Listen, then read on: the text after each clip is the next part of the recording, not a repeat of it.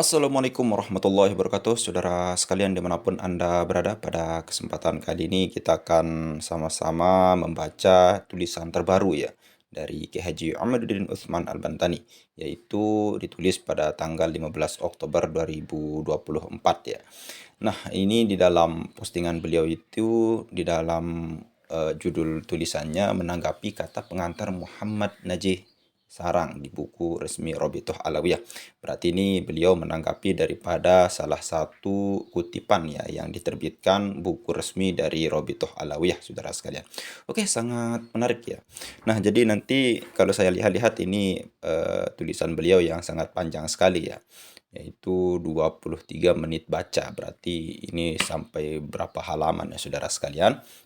Oke, langsung saja kita mulai. Oke.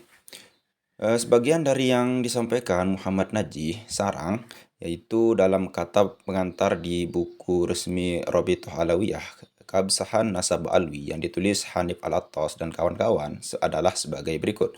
Selanjutnya, buku ini secara tegas membuktikan bahwa klaim yang sering diembuskan oleh pihak-pihak pembatal nasab mengenai syarat kitab sezaman sebagai syarat keabsahan nasab adalah omong kosong. Tidak ada referensi ilmiah yang mendukung kitab tersebut. Lalu kemudian MNS, ya kita sebut MNS saja ya. MNS tidak memahami bab Thoriqah Itsbat An-Nasab atau metode penetapan nasab. Ia tampak kurang literasi, sudah penulis sampaikan dalam berbagai kesempatan. Ya, mungkin jarang ya. Oke. Sudah penulis sampaikan dalam berbagai kesempatan bahwa karena ilmu nasab terutama nasab jauh seperti nasab kepada Nabi Muhammad SAW adalah termasuk dalam lingkup ilmu sejarah. Maka untuk memvalidasi kesahihan klaim suatu silsilah nasab yang jauh, ia memerlukan sumber-sumber rujukan, baik sumber primer maupun sekunder. Dan yang demikian itu adalah sesuatu yang sudah mafhum, tidak mesti ditanyakan lagi referensinya. Tetapi bahkan jika memang yang penulis hadapi adalah orang yang memang belum memahami permasalahan seperti MNS ini, penulis akan sampaikan pendapat-pendapat ulama tentang kitab zaman atau yang mendekati berikut ini. Oke, ini permasalahan kitab zaman ya, saudara sekalian. Ya. Silsilah baca dalam kitab Usul Ilm Al-Nasab wal Mufadilah Bain Al-Ansab karya Fakar Ilmu Nasab Fuad bin Abdul bin Abli Gates Al-Jaizani halaman 76 sampai halaman 77 dikatakan wa indama nuhakkikun nasab. Nah, jadi kita baca artinya saja ya. Dan ketika mentahkik nasab, maka sumber-sumber yang memungkinkan kitab mengambil darinya wajib berupa kitab-kitab nasab terdahulu yang ditulis sebelum masa modern, yaitu kitab orang lebih dekat mengetahui bahwa keturunan mereka. Ia juga dikatakan, okay, menarik ya. Ia juga mengatakan dan tidak mungkin kita berbicara nasab terdahulu berdasar apa yang terdapat dalam kitab yang baru dengan bersandar kepada pendapat yang tidak logis atau berdasar memori bangsa saja. Lihat halaman 47.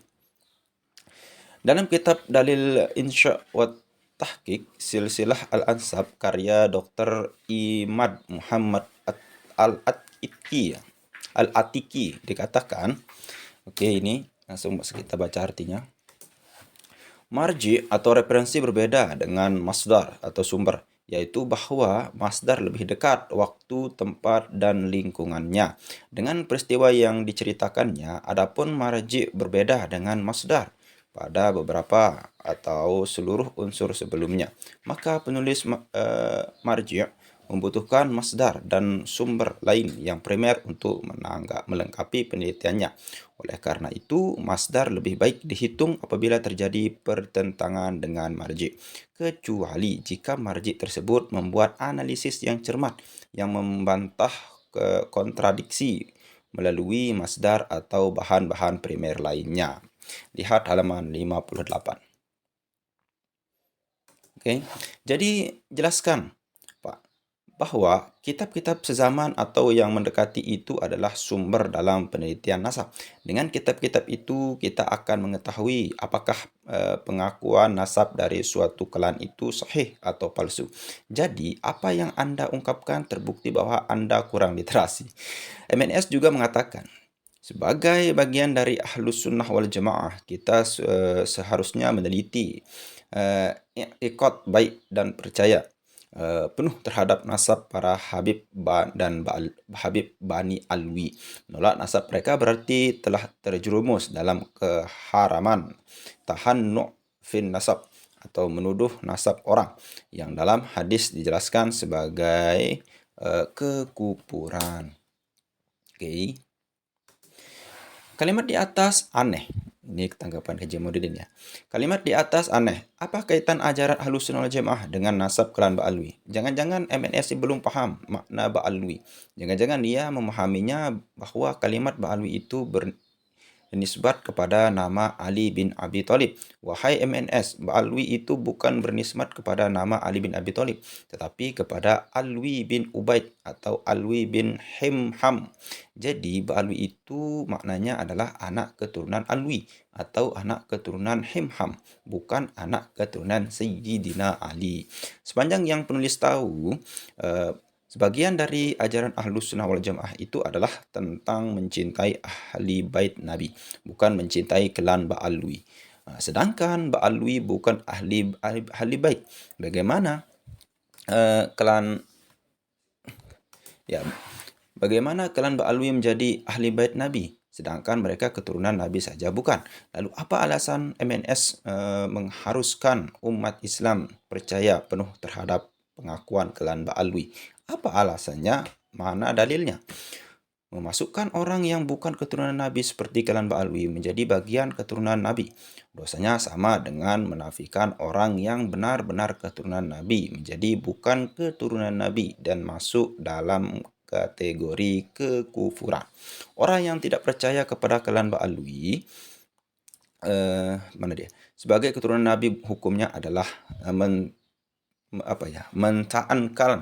mentahan klan Ba'alwi. Tetapi orang yang memasukkan klan Ba'alwi sebagai keturunan Nabi dengan banyaknya dalil bahwa mereka bukan keturunan Nabi, hukumnya dia telah mentahan. Lalu kemudian dia telah mentahan nasab Nabi. Bandingkan, wahai MNS, antara manusia yang telah mentahan klan Ba'alwi dan Anda yang telah mentahan nasab baginda Nabi.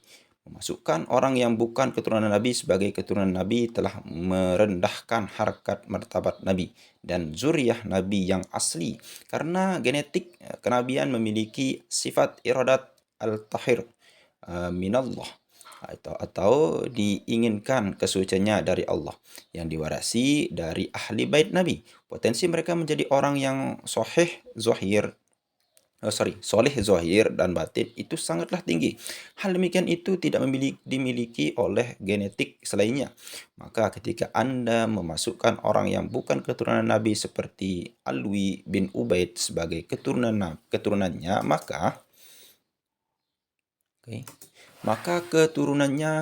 maka Anda akan bertanggung jawab jika kemudian hari banyak keturunan Alwi bin Ubaid berbuat dosa dan kerendahan. Lalu manusia menyematkan hubungan mereka dengan baginda Nabi. Wahai MNS, sesungguhnya khatar atau bahaya yang engkau miliki dengan memasukkan Ba'alwi kepada bagian keturunan Nabi lebih besar daripada penulis miliki. MNS juga mengatakan, selain itu juga menolak nasab para habaib Bani Alwi sama artinya dengan su'ul adab atau menolak kredibilitas para kiai dan guru-guru kita yang telah mengakui dan menerima nasab tersebut. Ya, mungkin ini maksudnya Ki Haji Asy'ari, lalu kemudian Syekhuna Nawawi Al-Bantani, ya saudara sekalian. Kemudian Ki Haji Maimun Zubair, mungkin itu maksudnya. Banyak sekali nama-nama yang disebutkan MNS yang katanya mengakui nasab klan Ba'alwi. Pada tahun 2018 telah menulis kitab Al-Fikrah Al-Nahdiyah, yang di dalam kitab tersebut penulis mengisbat Ba'alwi. Tetapi pengisbatan itu bukan hasil penelitian dari kitab-kitab nasab. Ia hanya beriktimad atau bersandar kepada husnuzon dan asyuhrah wal istifadah saja. Ketika penulis tahun 2022 meneliti secara dalam dari berbagai macam sumber-sumber, baik kitab-kitab nasab maupun kitab-kitab sejarah, maka penulis berkesimpulan bahwa pengakuan klan Ba'alwi sebagai keturunan Nabi itu batal. Penulis yakin nama-nama ulama yang disebutkan oleh MNS itu jika telah sampai kepada mereka kitab-kitab nasab abad ke-4 sampai abad ke-9, maka mereka juga akan membatalkan nasab Ba'alwi. Sebagai seorang ulama, MNS harus mengajarkan kepada para santrinya bagaimana menggunakan nalar kritis ilmiah dalam setiap menghadapi masalah keagamaan, bukan malah mengajarkan taklid buta. MNS pandai mengkritik pengurus PBNU, mengkritik presiden dan pejabat-pejabat negara. Tetapi mengapa dalam ilmu pengetahuan nalar kritisnya tumpul? MNS harus ingat ucapan Ibnu Abbas yang diriwayatkan oleh Imam Al-Ghazali dalam kitabnya Ihya Ulumuddin. Oke, apa katanya? Tidak ada seorang pun kecuali ilmunya dapat diterima atau ditolak kecuali Rasulullah Sallallahu Alaihi Wasallam. Ihya Ulumuddin, Maktabah Asy-Syamilah. Lalu kemudian ini ada kutipan ya. MNS juga jika ia sudah mengaji kitab Ihya Ulumuddin dengan pemahamannya yang benar, maka akan menemukan keterangan bahwa para ulama zaman dahulu biasa berbeda dengan gurunya, dan itu tidak dianggap sebagai su'ul adab. Bagaimana Imam Syafi'i belajar kepada Imam Malik, lalu ia berbeda pendapat dengan Imam Malik, bahkan membuat mazhab fikih sendiri. Bagaimana Imam Ahmad belajar kepada Imam Syafi'i, lalu ia berbeda pendapat dengan Imam Syafi'i. Bahkan ia pula membuat mazhab fikih sendiri. Ya, lalu kemudian Imam Ghazali meriwayatkan Ibnu Abbas belajar ilmu fikih kepada Zaid bin Sabit, lalu berbeda dengannya dalam masalah fikih. Ibnu Abbas belajar ilmu qiraah kepada Ubay bin Ka'ab, lalu berbeda dengannya dalam ilmu qiraat. Nah, Imam Al-Ghazali berkata, yang terjemahannya, dan dulu Ibnu Abbas belajar fikih kepada Zaid bin Sabit dan belajar qiraat kepada Ubay bin Ka'ab, lalu berbeda pendapat dengan keduanya. Lihat Ihya Ulumuddin Al-Maktabah Asy-Syamilah. Jadi berbeda dengan guru dalam ilmu pengetahuan itu adalah hal yang dicontohkan. Yang dicontohkan oleh para ulama-ulama Ahlus Sunnah wal Jamaah. Tidak seperti MNS yang mendoktrin muridnya harus sama dengannya tentang nasab Ba'alwi, bahkan mengancam jika muridnya tidak mengakui Ba'alwi sebagai dirinya, maka ilmunya tidak barokah. Sungguh itu bukan adab para ulama, tuntunan Ahlus Sunnah wal Jamaah. Itu mungkin ajaran sekte Ba'alwi, mazhab doktrin yang khurafat, bukan ajaran NU dan Ahlus Sunnah wal Jamaah yang ilmiah. Lalu kemudian dalam tradisi ulama-ulama Ahlus Sunnah wal Jamaah, murid itu dididik menjadi manusia merdeka dan berilmu pengetahuan, bukan untuk menjadi budak gurunya selamanya. Sebagian pondok pesantren yang membuat selebaran untuk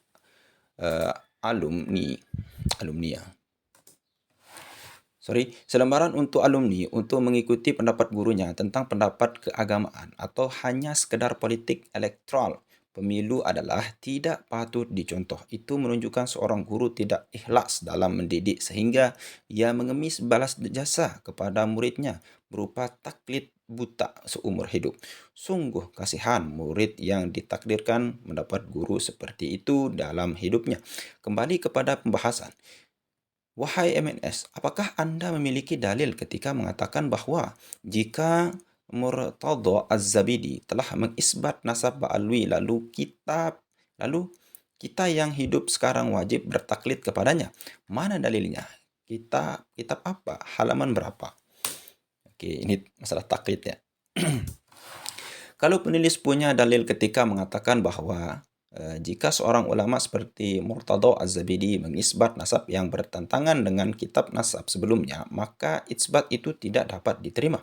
Penulis juga punya dalil bahwa kita sebagai seorang peneliti nasab ketika menemukan isbat ulama tentang suatu nasab dalam suatu kitab, maka kita harus memverifikasi isbat itu untuk mengetahui apakah isbat itu betul atau tidak. Ini dalilnya, wahai MNS, pakar nasab Syekh Khalil bin Ibrahim mengatakan. Oke. Yang artinya, dan seyogianya bagi peneliti, nasab itu tidak dianggap suci, teks-teks tentang kutipan nasab. Maka setiap teks selain kalam Allah dan hadis Rasulullah SAW, ia tunduk untuk bisa diteliti dan didalami. Bisa salah dan bisa benar. Muqaddimah halaman 87. MNS juga mengatakan Gus Dur langsung turun tangan untuk membela kehormatan para habaib. Oke. Pertama, penulis merasa aneh ketika seorang MNS mengutip pendapat Waliullah Gus Dur. Bukankah MNS ketika Gus Dur hidup mengatakan Gus Dur makan uang haram, Gus Dur liberal, Gus Dur perusak NU. Lah, kok sekarang mengutip pendapat Gus Dur untuk dijadikan hujah? Mungkin ini adalah suatu karomah dari seorang wali seperti Gus Dur. Seorang pembenci seperti MNS pun ketika Gus Dur hidup akan berubah menjadi pengagum ketika ia telah wafat. Inilah keramat kiai-kiai NU. Kedua tentang ucapan Gus Dur yang dikutip itu di sana tidak ada satupun kata Habib atau Ba'alwi. Disebutkan Gus Dur, maksud dari Gus Dur katakan adalah bahwa kita tidak boleh menyamakan keturunan Rasulullah dengan yang bukan keturunan Rasulullah. Itu pernyataan sangat betul sekali. Tapi Gus Dur tidak mengatakan Kelan Ba'alwi itu cucu Rasulullah. Pertanyaan Gus Dur itu respon terhadap ungkapan seorang tokoh bahwa Rasulullah tidak punya keturunan. Jelas itu keliru. Oke, ini mungkin perkataan Gus Dur yang dipelintir ya saudara sekalian. Jadi konteksnya Gus Dur sedang membela Rasulullah yang dikatakan tidak mempunyai keturunan, bukan sedang membela Ba'alwi. MNS juga mengatakan. Oke, dalil ilmiah saya dalam masalah ini adalah kenyataannya tidak ada satupun dari ahli nasab pada masa lalu yang menafikan keterhubungan nasab keluarga Bani Alwi dengan Rasulullah Sallallahu Alaihi Wasallam. Oleh karena itu, konsep dasar yang digunakan dalam fikih mazhab al-bara'ah adalah mempertahankan suatu berdasarkan apa yang telah ada, yaitu keadaan yang real atau yakin. Keyakinan ini tidak bisa dihapus dengan keraguan atau dengan upaya mempertanyakan termasuk oleh peneliti Imaduddin. Mungkin ini perkataan MNS ya. Termasuk oleh peneliti Imaduddin dan lainnya. Untuk tetap yakin nasab Ba'alwi sebagai keturunan Nabi, MNS menggunakan dalil sebuah kaidah usul fiqh. Ya, terjemahannya tetapnya suatu sebagaimana adanya dan keyakinan tidak bisa dirubah oleh keraguan. MNS lupa bahwa dua kaidah itu berasal dari hadis Nabi yang. Oke. Terjemahannya, jika salah seorang di antara kamu menemukan dari perutnya suatu yang menyulitkan, apakah telah keluar dari perut suatu kentut atau tidak, maka jangan keluar dari masjid atau sholat sampai ia mendengar suara atau bau. Maksud hadis itu adalah keyakinan kita belum kentut itu gugur jika kita mendengar suara kentut jari kita.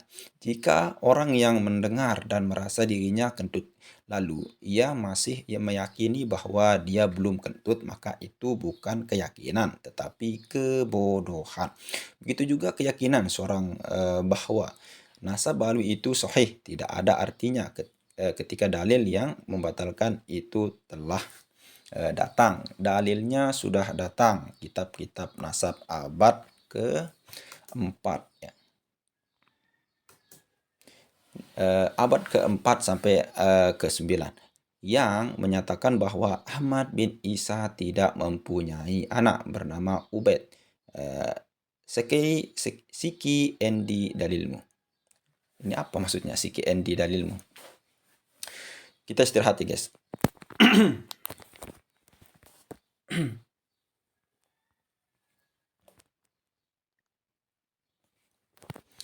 Oke, lanjut. MNS juga mengatakan, adapun tidak adanya penyebutan silsilah nasab mereka dalam buku-buku sebelum Al-Burqah, Al-Musyiqah, bukanlah kutipan putusan nasab mereka, karena sudah adanya dokumen silsilah mereka yang dimiliki dan disebutkannya Ubaidillah dalam dokumentasi tersebut. Bagaimana MNS bisa memahami kebenaran itu secara terbalik? Harusnya MNS curiga kenapa setelah 550 tahun baru muncul pengakuan dari Ali Al-Syakron bahwa mereka keturunan Ahmad bin Isa. Kenapa sebelumnya tidak ada ulama nasab yang berarti ini biang keroknya Ali Al-Syakron ya. Ulama nasab yang mencatat Ubaid atau Ubaidillah atau Abdullah sebagai anak Ahmad bin Isa. Kenapa Imam Al-Fakhrur Razi di abad ke-6 Hijriah hanya menyebut anak Ahmad bin Isa 3, Muhammad, Ali, dan Husain? Kenapa tiba-tiba muncul di abad ke-9 Hijriah bahwa Ubaid adalah anak Ahmad bin Isa? Harusnya begitu cara berpikir seorang yang mencari kebenaran. Bukan dengan karena di abad sebagian sudah dicatat ada nama Ubaid sebagai anak Ahmad bin Isa. Berarti sebelumnya juga dicatat. Bagaimana kalau Ali As-Sakran berdusta? Kira-kira mungkin tidak dia berdusta. Kalau dia malaikat, mustahil dia berdusta. Kalau dia nabi, mustahil dia berdusta. Karena nabi itu maksum. Tapi Ali As-Sakran bukan malaikat, juga bukan nabi ya. Bukan malaikat dan bukan nabi. Maka kemungkinan dia berdusta atau minimal mendapat informasi yang salah itu mungkin. Begitu dong cara meneliti sebuah kesahihan. Kemudian tanpa menganggapnya berdusta, kita bisa meneliti kitab-kitab nasab sebelum abad ke-9 Hijrah. Apakah yang disebutkan oleh Ali As-Sakran itu terkonfirmasi atau tidak? Setelah diteliti, tidak ada kitab nasab yang menyebut nama Ubaid atau Abdullah. Lalu kemudian sebagai anak Ahmad ya, salah tulis. Sebagai anak Ahmad, maka pengakuan di abad 9 itu bahasa halusnya tidak terkonfirmasi, bahasa kasarnya dusta begitu.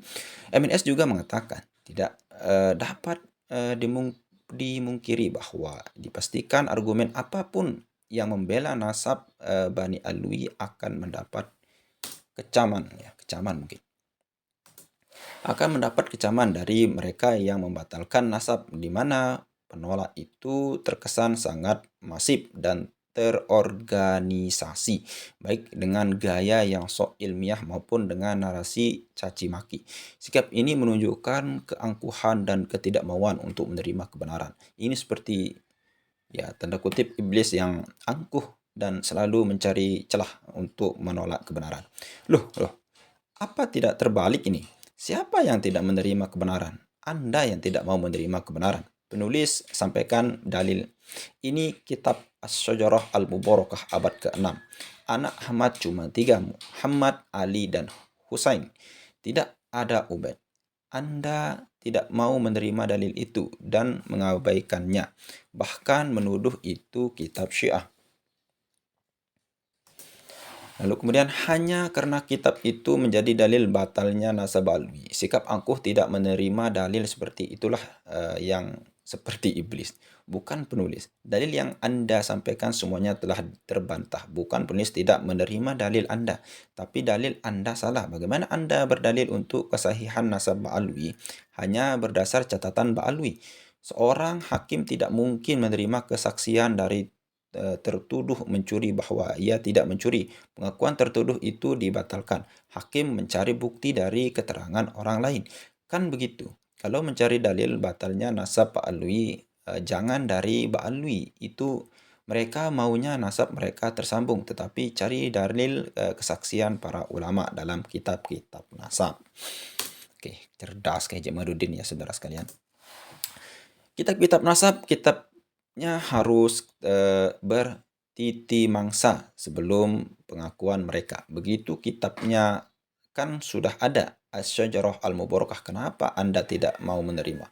MNS juga mengatakan, keangkuhan yang tergambar begitu nyata saat Imaduddin melontarkan pernyataan meskipun ulama sedunia menetapkan Ba'al-Wisa.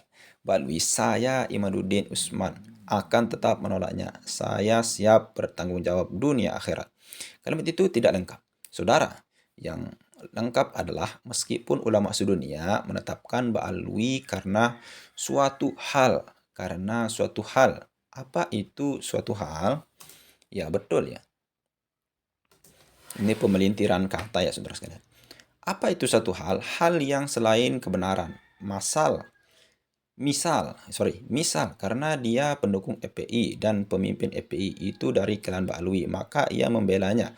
Karena itu tanpa ada dalil yang benar, maka penulis wajib menolaknya agar nasab Rasulullah terjaga dari para dukhala atau penyusup dan lusaqah dari pencangkok. Lalu tentang bahwa penulis menukil bahwa seorang pemusik adalah seorang wali itu sah-sah saja. Tidak ada orang yang tahu siapa yang dicintai Allah. Semuanya hanya meraba-raba saja. Seorang pemusik yang siap berdiri membela kebenaran seperti Roma Irama lebih pantas dihusnuzoni sebagai seorang wali daripada orang yang seperti ulama tetapi berdiri membela pemalsu nasab. Pemalsu nasab zuriyah Nabi. Lalu dikatakan pemusik adalah seorang fasik. Bukankah Ba'alwi juga banyak para pemusik seperti Ahmad Albar, Fahmi Sahab, Muksin Al-Attas, Husain Mukhtar, Lutbi bin Yahya, dan lain-lain. Bahkan mayoritas mereka suka berjoget, yang dalam fikih adalah termasuk ciri kefasikan. Jika demikian, ketika Anda membela Ba'alwi, berarti Anda sedang membela orang-orang yang fasik. MNS juga mengatakan, saya merasa prihatin dan heran melihat kelompok-kelompok ini begitu sigap menolak argumen tentang nasab Bani Alwi, namun acuh tidak acuh pada kemungkaran yang lebih nyata di sekitar kita. Kasus-kasus seperti judi online, riba, kemudian kejahatan pemerintah. Loh, kok berani ya MNS ini mengatakan kejahatan pemerintah? Judi online memang haram, tetapi itu penanganannya serahkan kepada pihak yang berwenang. Hal itu bisa dilakukan oleh polisi dan penegak hukum lainnya. Tetapi tentang nasab Bani Alwi, polisi tidak mengerti. Kasus-kasus lain seperti riba, kalau kemudian usia calon wapres, pelanggaran untuk paskibraka, PP kesehatan, lalu kemudian aborsi, pelanggaran sunat bagi wanita, pelarangan jual rokok, eceran, itu hal-hal sudah banyak yang memperhatikan. Tapi nasab Ba'alwi yang batal ini, kiai-kiainya aja banyak yang malah membela nasab yang batal. Termasuk Anda, sedangkan bahayanya dalam beberapa kasus sosial lebih bahaya dari hanya sekadar pelanggaran jilbab bagi seorang paskibra untuk alasan keragaman. Istirahat ya, saya capek.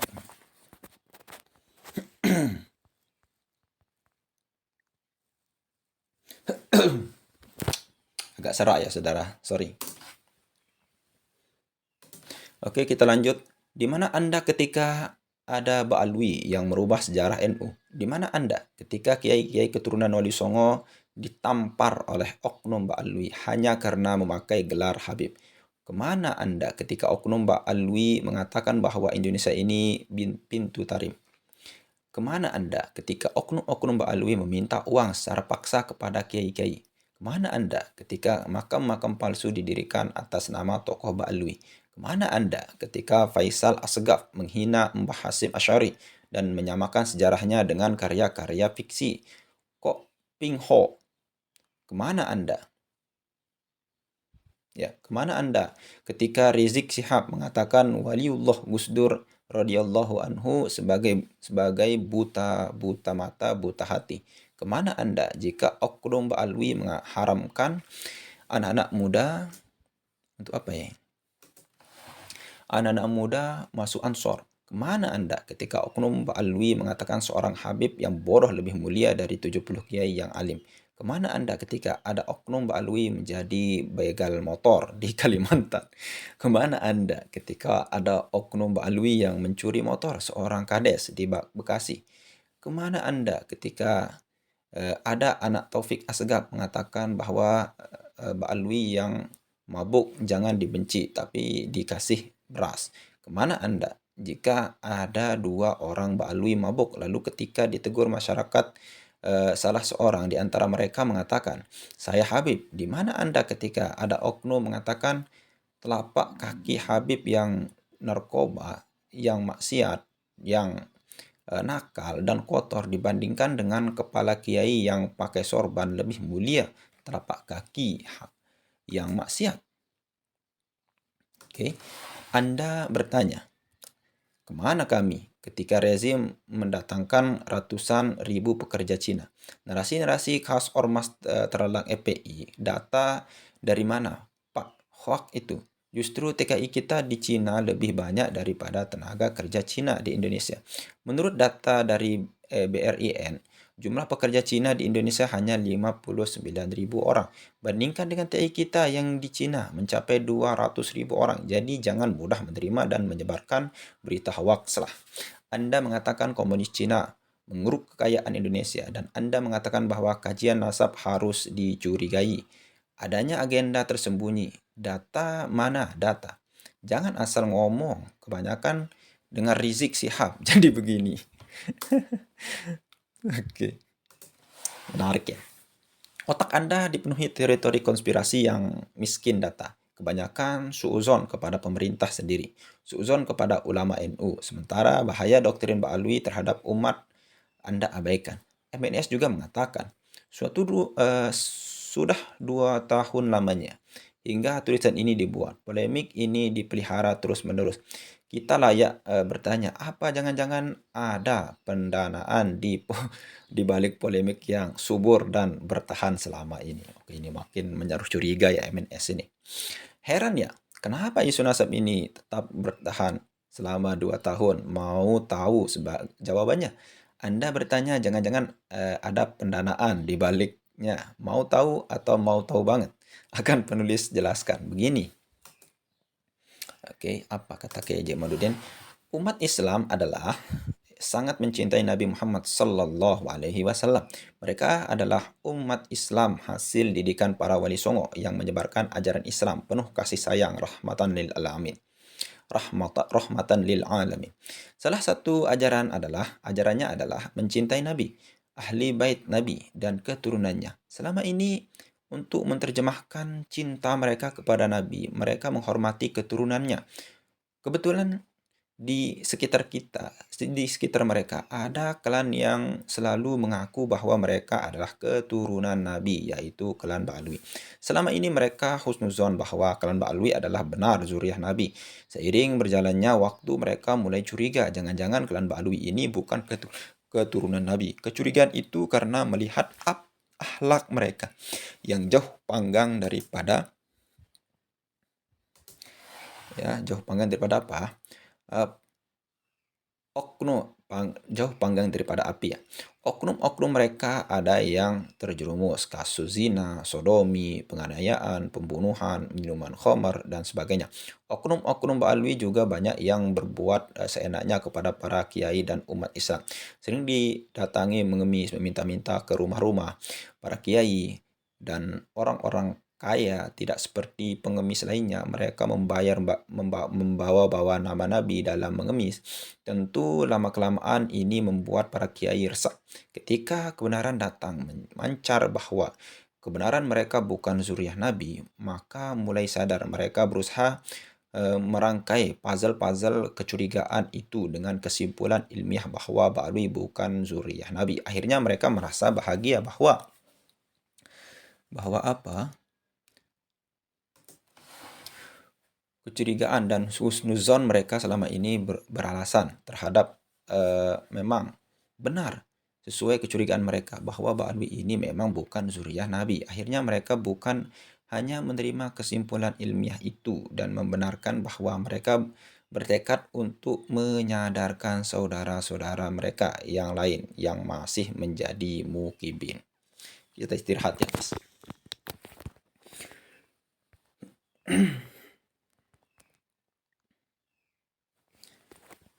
Oke, kita lanjut. Bukan hanya tenaga yang mereka rela korbankan secara ikhlas dan yakin demi membela nasab Rasulullah ini. Dan demi menyelamatkan saudara-saudara mereka, umat Islam. Mereka juga rela mensisihkan sebagian harta mereka untuk perjuangan ini. Perlu Anda ketahui, untuk sebuah acara pelantikan perjuangan Wali Songo Indonesia tingkat kabupaten, kadang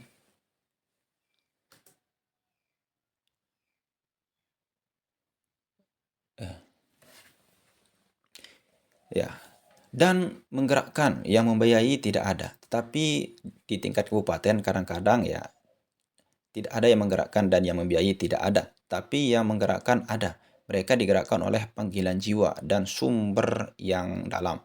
Keikhlasan dan ketulusan jiwa-jiwa perjuangan yang diwarisi dari leluhur mereka yang juga para pejuang. Sejarah selalu berjuang, hanya waktu dan sosok pemerannya yang berbeda.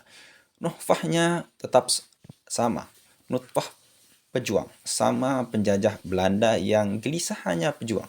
Yang lain hidup normal. Bahkan banyak yang malah menikmati penjajahan itu karena dagangannya ia mendapatkan posisi penting sebagai antek Belanda yang bisa hidup sejahtera. Tapi tidak bagi pejuang, kehormatan sebagai bangsa jauh lebih penting dari hanya sekedar hidup aman dan mapan. Oke. Mapan dan aman ya.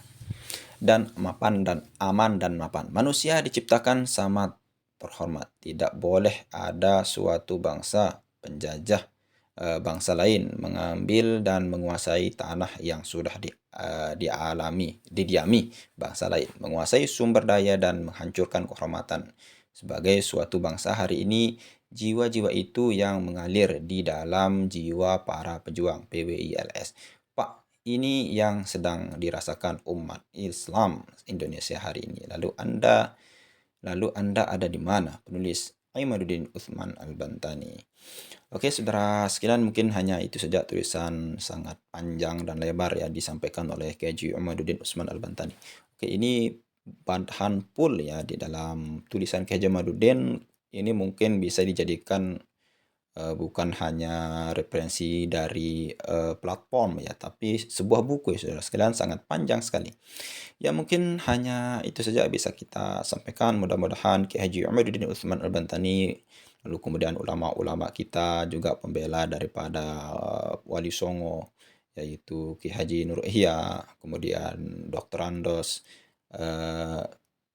Setiawan ya, Insinyur Asep Setiawan, atau dikenal dengan Abah Setu, lalu kemudian Dr. Sugeng Sugiarto, lalu kemudian Gus Jazuli, lalu kemudian banyak kiai-kiai yang lain ya, Ki Haji Akil Sirot, Gus Muafik dan lain sebagainya. Mudah-mudahan beliau semua disehatkan, lalu kemudian dikasih keteguhan hati oleh Allah Subhanahu wa taala di dalam membela nasab Rasulullah sallallahu alaihi wasallam. Karena yang namanya yang kita bela ini bukan orang sembarangan, saudara sekalian. Harus kita jaga kehormatannya, harus kita jaga keturunannya dari orang-orang yang ingin mengambil keuntungan dari nasab beliau ya, saudara sekalian, baginda Nabi. Oke, akhir kata sekian. Assalamualaikum warahmatullahi wabarakatuh.